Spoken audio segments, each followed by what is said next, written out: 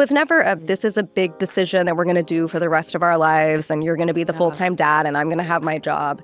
It was just a communication, a conversation about, let's give it a shot. And then he loved it. And has stuck with that. And, it's not always easy. It is a journey. It does require constant conversation about trade-offs and, making sure he feels fulfilled and that he's enjoying it and he is passionate about that as his career choice, And so it never is permanent in my mind still. Like, we still talk about, would you want to go back to work? And so we're just doing a lot of check-ins on how it feels. But it has worked really well for us.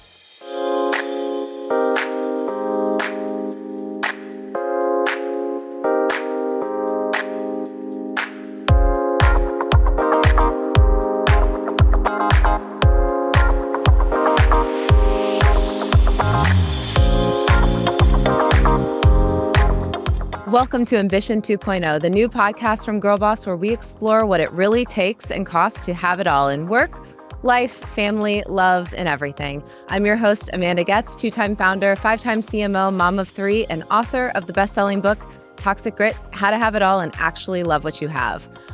I'm so excited about today's guest because she's not only someone who inspires me and is a personal friend, but what makes Tressie's story really uniquely powerful is not just her meteoric career as a marketer at Taco Bell, Pizza Hut, Chipotle, Yahoo, and now one of the most iconic brands in the world. But it's also about how she's been a high-profile leader who talks about the power of having a partner who stays at home. And this is a conversation that ambitious women need to have. Tressie Lieberman, welcome to Ambition 2.0. Thank you. I'm so happy to see you. I am so happy to see you. I think it's funny. Let's maybe start with how I first met you. I don't know if you remember this. It was Brand Week. Oh, yeah. We were was it Palm Springs? And it was at this big conference and you were speaking. You were at Chipotle at the time. And I remember you just owned the room. You're this small but so powerful person. And you walked out and your son was there and your husband was there and you said hi and then you went and had lunch with them. And I was like, who is this amazing woman? And I need to be friends with her. And I swear I manifested because a few years later, we went on a retreat to Italy together with a bunch of women that we didn't all know each other. And the rest is history. Yeah, so it's a life-changing trip. It really was. And that was really a trip that led you kind of to your role today. So I wanna kick off with talking about you have risen to really the top of your marketing career. You are at a global brand. You're the global brand officer. When you look back on your early career, did you always imagine yourself being at this level? Is this where you were shooting for? Not at all. I think it's interesting because you look up to other people when you're earlier on in your career and you're like, they must have wanted that from day one. For me, I was just doing the best I could as a manager at Pizza Hut. And one of the things that we did at Yum Brands, which Pizza Hut's a part of, was say what our long-term goal was. So it was listed on the form that said, what do you want to be long-term? And I would always pick the next level. So if I was a manager, it was senior manager. I want to get to senior manager. And my boss at the time was like, I want you to put CMO on there. And I was like, what? I don't have my MBA. I'm not on that path. There's no way I'm going to be CMO. And he really helped me see my potential. And it taught me a lot because you realize as a leader the impact that you have on other people and what you get to show them is possible. So yeah, he did that for me. And I set my sights on being CMO and it happened. It happened multiple times, but now in a huge way. What were some pivotal moments or people who changed your trajectory? Obviously this person, huge. But as you kind of have risen from Chipotle and then to CMO of Yahoo and then to here, what are some pivotal moments in your career? Well, definitely. So Bernardo Coca is a person I mentioned who was my boss. He's now the CEO at Zaxby's. And he really believed in me. He helped me see my potential. And he put me in the right rooms. So when I was working for him, I was working on digital and trying to figure out the future of where the world was headed. And he would put me in front of the executive team and say, hey, you should teach them what's going on. And I got to reverse mentor David Novak as part of this. So he was a CEO of Yum Brands. He was a big deal, to be in the room with him and his presence and energy was so intimidating in the best way where I really had to get it together. But one day David called me and asked if I would be his reverse mentor. And he say that? Yes. What is a reverse? I don't know if I've heard this term. Really? And I think, Oh, I feel like you would know this one. He wanted to learn about social media. It was new at the time. Okay. He was a CEO and he was like, teach me. I want to understand it more. He called me. It was one of those days. It's just like burned in your brain where his assistant said, David Novak is on the phone for you. I'm like, David Novak, why is he calling me? I was a director at the time, and he flew out to meet me. Wow. We spent 4 hours together, and he would write me letters like helping me understand opportunities, things I did well, where I could advance, and he believed in me. And then, of course, Brian Nichol is a huge part of my journey because he has been a part of my career from early days. So Pizza Hut to Taco Bell and then to Chipotle and now at Starbucks. So he's opened up doors for me and believed in me throughout the journey, and I'm really grateful for him.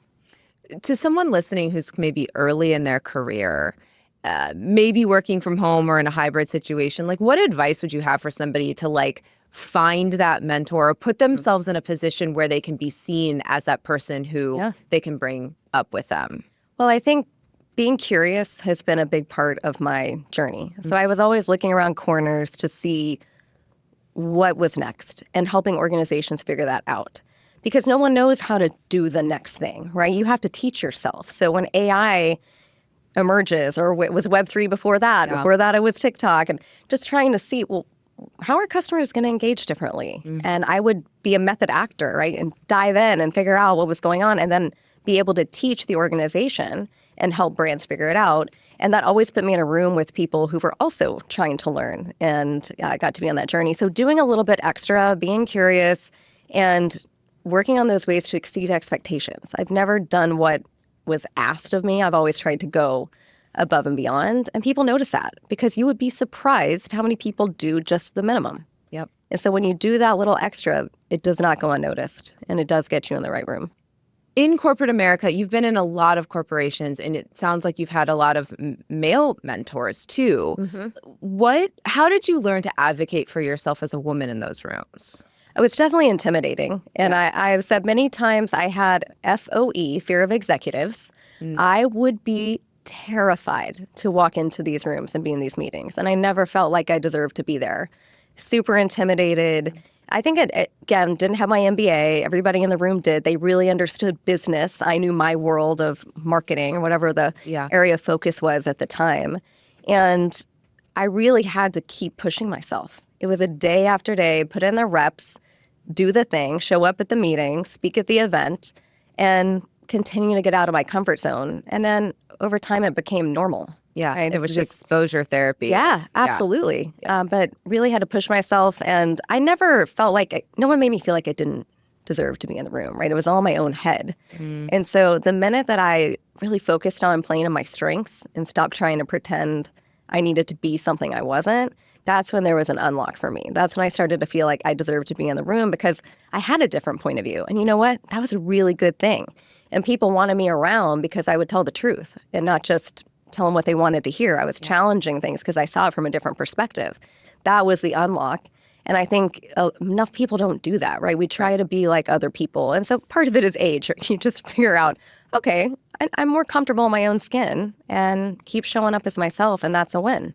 I think a lot of people assume you have to be the yes person to stay in the room. And it's like, no, actually being the person that pushes and calls out things, especially in corporations where a lot of people are like afraid to speak up out of like ruffling feathers or changing the dynamic. It's like, no, sometimes that's really refreshing to leaders. Oh my gosh, to be like, yes. Oh, this person's actually going to call out that something's not working. Yeah, no, you want to hear the truth, and so few people tell it. And I do think the skill is to tell the truth and bring an and to that experience, right? Because you definitely have a lot of value destroyers, or what we cultivate young people, to tell you all the reasons something wouldn't work. But if you can say, here's why I think we could do it better and bring a new perspective, it really does make a big difference.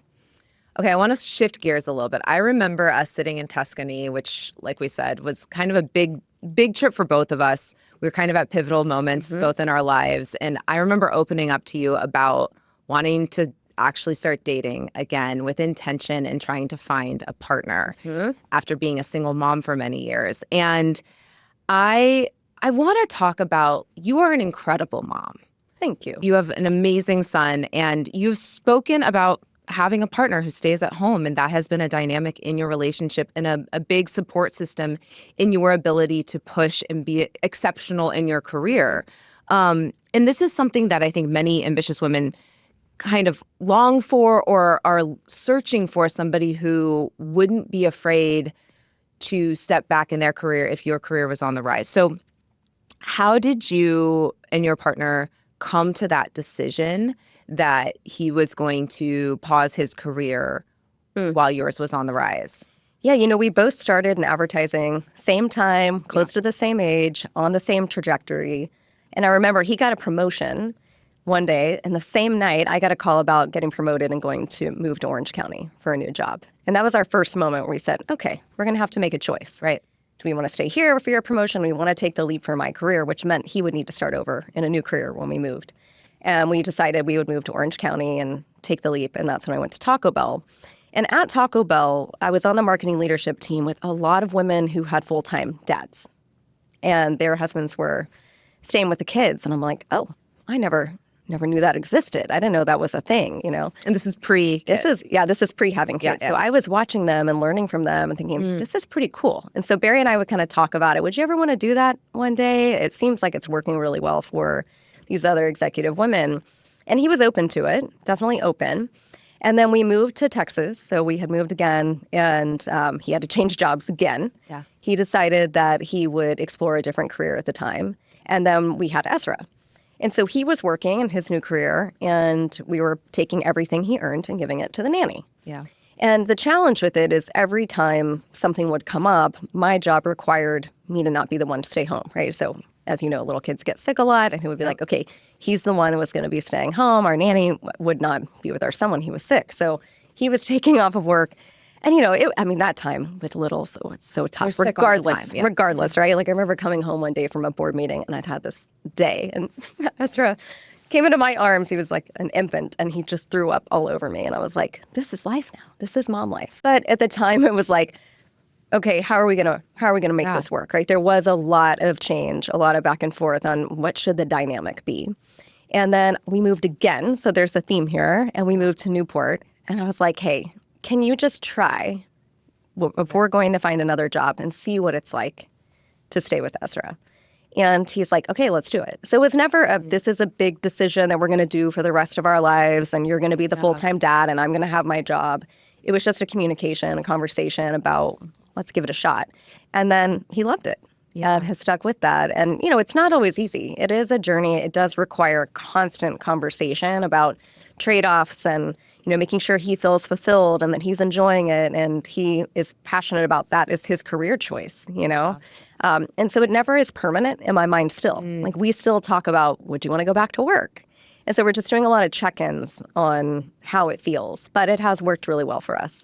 The thing that really sticks out to me in what you just said is you had to see it with other of the female executives at Taco Bell. When you started to see that this is an option, that became now, and that's why I think it's really important that we put you on this podcast and talk to so many women in their 20s who are ambitious to say like, no, this is happening. Yeah. And it's working. And I think the other thing that you just said that I think is really important is nothing is permanent and that you enter things as like, well, let's try it and see what's working. So let's talk about along the way, what kinds of conversations have had to happen that are probably conversations that happen in everyday households where the woman is staying home. But it's the shift. And I know you and I were talking about like your son is very aware that like, mom works and dad stays home. And that is different than some of the other people in his class. Right. So what are maybe some of the conversations that you've had to navigate that could help somebody who might be going into the situation or wanting to? Well, definitely being open and honest and doing the check-ins. That really matters. Like the Sunday check-in. How's it going? What do we have coming up this week? Where do I need to step in? Where am I going to be hands off? I think also knowing everything's not going to be done exactly the way I want it to be, right? But I can't do it all myself. And we're not going to take on just doing traditional roles. Like I'll give an example of kids' birthday gifts. Like Barry doesn't know how to wrap a present. And so I would be like, oh gosh, what are we doing here? Like you cannot roll into the party with this gift that you picked out. So, I'm like, hey, I found a bookstore they wrap gifts. Yeah. So we just go to the bookstore. Gifts are always from the bookstore, and you will take the gift that has been wrapped there. But, you have to be hands off. Like, I can't plan everything. And, I buy Ezra's clothes. That's one of the things I do. Yeah. But Barry helps him pick his clothes, and I don't love how he's dressed every day, right? But like, there are the trade-offs, and so you really have to let go from the traditional norms that you have in your mind, and you can't have everything be perfect, right? And that can be tough, but it's a lot like leading a team. And we call ourselves Team Lieberman. That is how we say we're the Lieberman 3, and now we have our dog Poppy, so we've got the 4 of us. But it is about being a team, and it's not keeping score on he did this and I did that. But we're really clear on our roles. We're very clear on he's going to do bedtime and help get ready for bed. I will be there for prayers and conversation, but I'm not going to be in there. We don't all need to stand around while he gets ready for bed. Right. And it took a while to figure that out. So I think advice I would have is being clear up front on what part of the load each person is going to pick up. And it's just like a team, be clear on your roles and responsibilities and let the other person take on what they've committed to do. Yeah. I mean, you have how many people under you at Starbucks? Like, what's your organization? A lot. Yeah, like it's a lot. Yes. And can you imagine if you were like, well, let me get in on this one and this one and this one? It's like you can't micromanage that many people. Yeah. So it's the same at home. And I remember that was a big thing, going from a single mom to now having a person in the home who's helping and wants to help and going on a book tour. I'm like, I have to give him space to learn how to do these things in his own way too. And I think it's a little easier at work because you're like, oh, I hired you to do this role. But at home, you're like, well, I'm their mom. I know how to do these things. And it's like, no, you have to create that space for someone to also learn. Right. Well, and you also, for your partner, you can't treat them like an employee either, right? Like they're your spouse. It's a relationship. It's a partnership. But I do give positive feedback, like help show him that I value what he's doing and that I care about him and I appreciate him so much. I think that's really, really important. But also releasing the guilt, because there are things that I don't do that sometimes I feel like I should, and then I feel guilty about it. I've tried to let that go. Like Sunday night, he took our son to a kid's birthday party. I'm like, we don't both need to go to the birthday party. So I went with a girlfriend to a movie, and I needed that for self-care. I really needed it to kind of get ready for the week. And that's something in the past I probably would have just gone to the birthday party. Yeah. But now I let that stuff go. Yeah. It's so important because when we are ambitious women with big careers and children, it can become very easy to say, well, if I'm not working, I'm supposed to be with my kids. And what gets left out of the equation? Your self-care time or your solo time or discovering who you are independent of the roles you play for other people, and also your marriage, right? So how do you guys prioritize your marriage in all of this? Date nights. Yeah. Date nights are very important to us. And that's something I've also learned from watching others. For our son in particular, he's very, very talkative. And, he is absolutely adorable. But we don't have the time where it's just us as much as we used to, because he also goes to bed a lot later now that he's 9. He used to have that break, right? Like 7:30. Now we have our own time, and we don't. So getting the date nights is really important. So we prioritize 2 family dinners every week that are kind of the non-negotiable. Okay. Don't book a work dinner over that. Try not to travel when I can. Right. So you've got your 2 set. We're going to sit at the table together. Sunday night, we'll do a family dinner where we go out, and then we do 1 date night at least every other week. Yeah. Ideally, every week. We just went on one last night, which was great. But that's our time to talk and to really share what's going on in our lives in an uninterrupted fashion. What does emotional labor look like in your household? And how do you model equality or perhaps more equity in the emotional labor? I think that from an emotional labor standpoint, I still bear a lot of that. Yeah. I think just the nature, too, of like a male versus female environment in our house, it feels like I'm just always thinking about what needs to be done and planning ahead. It's also just how I'm wired. Yeah. Can't help myself. Yeah. But I have tried to share that burden a little bit with him. Hold on. Let me repeat. What do you mean by emotional burden? I want to make sure I'm answering this right. Do you mean like the weight of carrying decisions or like. So let's rephrase this a little bit. In any household, there's kind of three parts to a task. There's the doing of the task. There's then the planning for the task, and then there's the like thinking and the cognitive load of the task. Okay. Work backwards. Given your career and him being at home, do you feel like you've had to do a lot of work on the cognitive and the emotional kind of labor part? Or how did you guys figure out? Because I think a lot of women in heteronormative situations, women will say to me, well, he keeps saying, just tell me what to do and I'll do it. But by the time the groceries get in the fridge, it's someone had to think about what they're eating lunch all week. Someone had to think about like, oh, they no longer like that kind of ketchup. We have to get this kind of ketchup. So how did you guys kind of build the cognitive and emotional load into it and divide that up? Great question. I mean, communication is everything, right? In a relationship in general. Yeah. But especially in this environment, we always have to be sharing what's going on. And, it's a perfect example of, I never liked a Christmas gift. Okay, just tell your spouse what you want for Christmas. Yeah, right? Don't have them guess. I think there was a lot of guessing about what I wanted in parenting for a while, and then we would just get really frustrated. I'd be frustrated. He would be. Wait, say more about that. What do you mean guessing? And well, not saying what I wanted him to do. Okay. Like, oh, it really bothers me that the fridge is empty by Thursday and that we don't have food on weekends. Okay, well, just ask Barry to go to the grocery store or to order our groceries online, right? Because that's one of the things that he owns in the family. He doesn't know it's annoying me if I don't tell him that. Right. So one of the things we do, I think he probably hates it, but it is practice, is a shared to-do list. Yeah. And so when something is in my cognitive load, I drop it on the to-do list and he will take it on. So again, clear roles and responsibilities.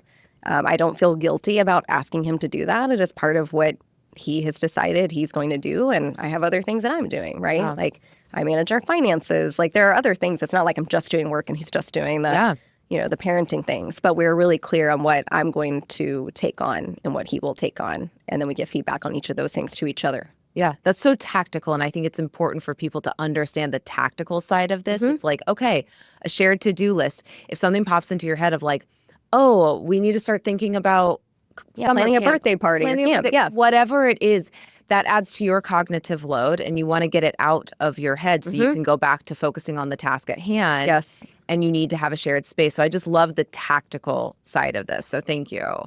For women listening who maybe are already in a relationship and their career is starting to like take off, but they feel like it's too much to ask of their partner, what would your response be to that? I don't think you ever want your partner to be the full-time parent unless they want that for themselves, right? It's the same thing as a career. If you're in a job that you're not passionate about and isn't the right fit for you, you're not going to be happy. So I think it starts with understanding what would light that person up. Now, if that person is like, I would actually love to do this someday, heck yeah, right? Then you can have the conversation and even plan for that. And I have so many friends whose spouses are full-time dads. It's not common at the school, as an example. Like, we don't walk into the classroom and it's all dads.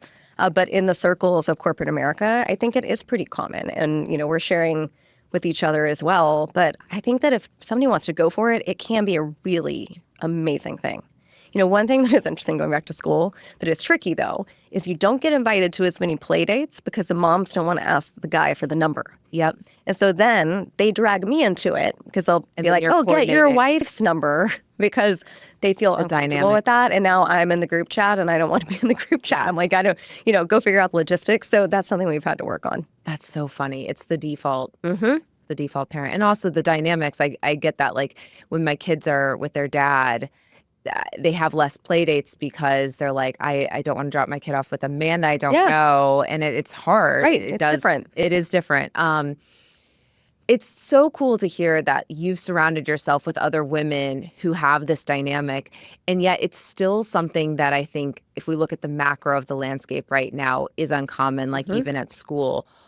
have you had to work through any feelings in society, or like things that you've had to work through in your own narrative that you felt like were narratives kind of given to you, not for you, of what you like the shoulding of like, oh, I should be this or I should be this? Have you ever, is there anything that comes to mind, or have you had to work through anything like that? Oh, yeah. I mean, still, it depends on the teacher at the time. I've had many teachers make some comments. Really? Yes. Oh, look, mom's here. Like, we never see mom, some things that dig like that. That's nice. Love to hear that. Yeah. But you got to find the right fit. From a school standpoint, I feel like we're such a great place now. That's really important. And then surround yourself with other parents, like other moms who are excited about that. And, they'll be interested in your job and you're interested in their job. And, just trying to find a connection with people. But it is a different dynamic. I know Barry said when he comes to work dinners, sometimes he'll feel uncomfortable because everybody's talking about their jobs. And he's like, oh, I'm a full-time dad. And he's like, I feel like I should say something more, right? So it is just something you navigate, just like any job. You're trying to work it out.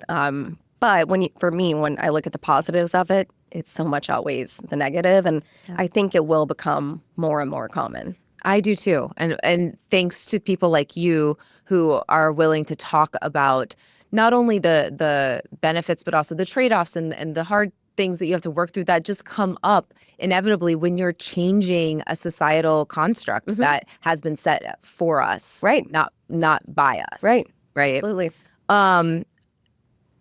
How do you to handle the inevitable hard seasons? I know you've talked about communication, but like you just changed roles. You've moved a few times for your career. Like, is there any advice that you have when a couple is going through like a season where there's just a lot of role shifting and there's more demands on your time or more travel? Like, how do you guys prepare for that now? Because it seems like there's been a few of those. So what advice do you have for someone that's like, hey, I'm not going to have as much time for XYZ. And I know for me, it's like I had to have a whole conversation with my entire family, kids included, of mommy's not going to be around for the next couple of months. I'll be around on the weekends, but here's the new expectation.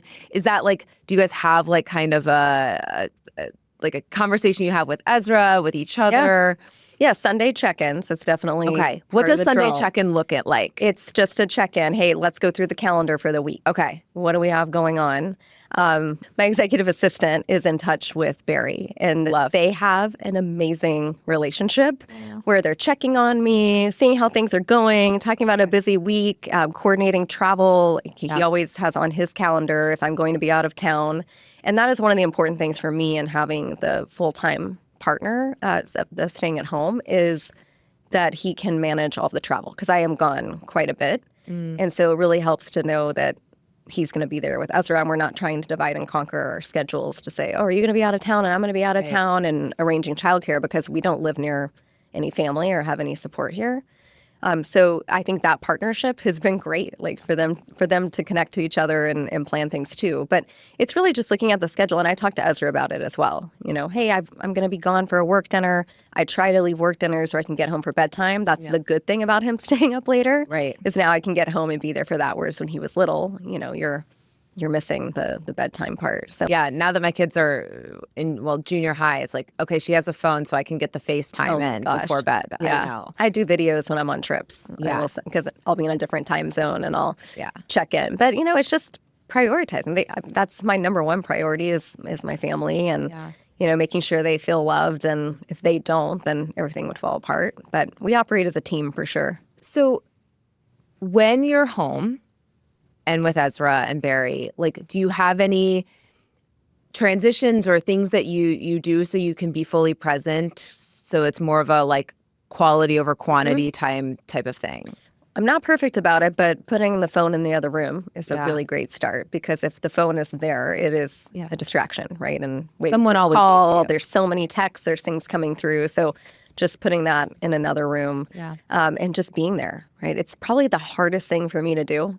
Especially when you're coming home from work and it's still kind of on your mind and you need to just move. I know you do the commute back. Like, you've got to jump right in and now I'm I'm mom. Yeah. And I'm wife. And, you're trying to work through that when your brain is still somewhere else. So just that mental practice of being present. I journal in the mornings. I sit and I try to be still and set my day in motion from the beginning to be on the right path before he wakes up. So that when he does wake up, I'm ready for snuggles and, getting that moment in before the day starts. Okay. Let's move to kind of redefining success for ambitious women, because I think women are still, I know we've made a lot of progress, but still I think that there's this duality of you're either going to kill it in your career or you're going to be a great mom, and you can't have both. So what would you say to someone who you have managed to juggle both? You have a great relationship, you have an amazing marriage, and you are killing it in your career. What do you have to say to somebody who looks at it and says, like, I still feel like this kind of culture war between the working moms versus the stay-at-home moms? Well, it is a choice because you can't do everything full throttle right at the same time. I'm not going to be the mom who is going to be there for pick up and drop off and, being in the classroom volunteering every week. Like, I can't do that and have my job. I have friends who do that. I think you pick different levels of careers and you can figure that out. So part of it is dictated by the career that you choose. But for me, it's about an integration and not a choice of either or, but like, how do I just have one blended life? I involve Ezra in work quite a bit. Yeah. He helps me review ads. He gives me feedback. Oh, that's amazing. So I try to help him be part of the process. I'll bounce ideas off of him. Yeah. We talk about the stock market. So he's kind of a part of the journey. When we moved here, it was a family decision. As much as I really wanted to come. Right. I was like, hey, I have an opportunity. It's my dream job, and I think it'd be great for our family. And Ezra said, Mom, if it's your dream, I'm all in. And like it was one of the most memorable moments of my life. But now I'm like, hey, we did this. And he's thriving. Like, moving here to Seattle was in large part for him because I felt like it would be a great fit. Yeah. And he is doing so well. And I'm like, this was your choice. As like part of our family, we did this together. So I just try to make it that team mindset, the team Lieberman mindset. How do we do this and go on the journey? And it's not I'm at work and that part of my life is hidden, and I'm at home and that part of my life doesn't involve work. It's just one thing. It's such a beautiful kind of juxtaposition of know the roles that you're signing up for, but also the integration of everything. So it's not just. And I think a lot of women who stay at home with children might feel this way, where their partners are like, well, you just are kids in home. Yeah. And then they had a whole career and a whole life and they have passions outside of just the kids. And I love that Barry's a great marketer in advertising. And so the fact that you guys really do approach it as a team, and that I think that's, for me and Dan, that has been a huge part of it too. It's like he read every chapter of the book as I was writing it, and like was there through every process, so that when it hit bestseller, it was like we celebrated. Right. 'Cause it was like we did this together. And I do think that is important for anyone to hear as they're approaching being an ambitious person and wanting a relationship. The idea of the integration of the two is so important. Yes. Okay. Well, I think let's move to rapid fire. All right. Okay. So, Tressie, what's most important in a partner? Humor or patience? Definitely humor for me, because I have the funniest husband. And you have to laugh. You have to laugh. You got to laugh about everything. When the kid throws up on you after a board meeting, you're like, what are you going to do? You have to laugh. What's a non-negotiable Sunday ritual? Sunday check-in. Oh, inbox zero. I know that is controversial, but if I don't clean out my inbox before the week starts, I just get into a very deep hole. And so I've got to have that like clean feeling to start the week. Do you have a ritual of inbox zero? Like, do you go and sit like in a part of your house and like make a coffee? Like, what is the process? Lately, and actually loving this, I got a tray to put on my Peloton tread. And I will walk while I check my email. Okay. It actually brings out good thoughts, and then I feel like I'm productive. Yeah. Okay, I love it. Burning some calories. Career advice you'd give every young woman? Figure out your strengths and then let them out. Share them with the world. I think the more you can be yourself, the better. What's your current Starbucks order? protein matcha latte. Ooh, okay. So good. Try the protein. Okay. I'm a multitasker. Well, I am stuck still. I have had a caramel macchiato almost like every day of my life since I was in college. Get it with protein milk. Ooh. It'll add 34 grams in a grande. Okay, done. First signal someone wouldn't be a fit for an ambitious woman. If they're questioning ambitious women, I mean, look, you have to be someone who's going to be not all about you. It's a partnership. And I think in general, like that's how it needs to be in a relationship. But Yep. Your leadership style in one word. transparent. That's a great one. A boundary you protect like your life depends on it. Journaling. Okay. Big journaler. Remarkable. Has changed my life on journaling. So I highly recommend that investment. If anybody's been wanting to journal but couldn't get into it because I love writing on it, it brings me a lot of joy. Okay. One word that describes your partnership. A team. Love. Okay, Tressie Lieberman, thank you so much for spending the time with us. you. Thank you for being a model for what true partnership looks like. And I'm so happy for you and everything that you've achieved in your career. That was another episode of Ambition 2.0. Drop your comments. Let us know what you thought about this episode and what this sparked for you. And we will see you next week.